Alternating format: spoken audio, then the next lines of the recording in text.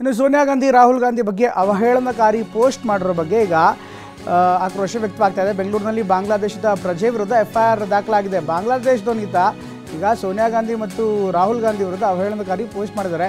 ಶಾಂತಿ ಕದಡುವ ಕೋಮು ಸೌಹಾರ್ದತೆ ಮತ್ತು ಶಾಂತಿ ಕದಡುವ ಯತ್ನ ಹಿನ್ನೆಲೆಯಲ್ಲಿ ಬಾಂಗ್ಲಾದೇಶದ ಪ್ರಜೆ ಸಲಾಲುದ್ದೀನ್ ಸೊಹೇಬ್ ಚೌಧರಿ ವಿರುದ್ಧ FIR ದಾಖಲು ಮಾಡಲಾಗಿದೆ. ಸೋನಿಯಾ ಅಂತರ್ಧರ್ಮದವರನ್ನು ಮದುವೆಯಾಗಿದ್ದಾರೆ. ಸೋನಿಯಾ ಕ್ರಿಶ್ಚಿಯನ್ ಧರ್ಮವನ್ನೇ ಪಾಲನೆ ಮಾಡ್ತಿದ್ದಾರೆ. ಅನ್ಯ ಧರ್ಮವರನ್ನು ಮದುವೆಯಾಗಿ ಭಾರತದ ಪೌರತ್ವ ಪಡೆದಿದ್ದಾರೆ. ಪಾಕಿಸ್ತಾನಿ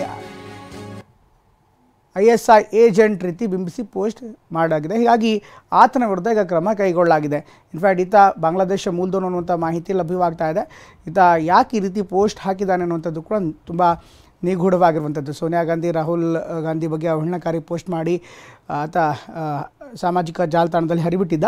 ಈಗ ಆತನ ವಿರುದ್ಧ ಕ್ರಮವನ್ನು ಕೈಗೊಳ್ಳಲಾಗಿದೆ.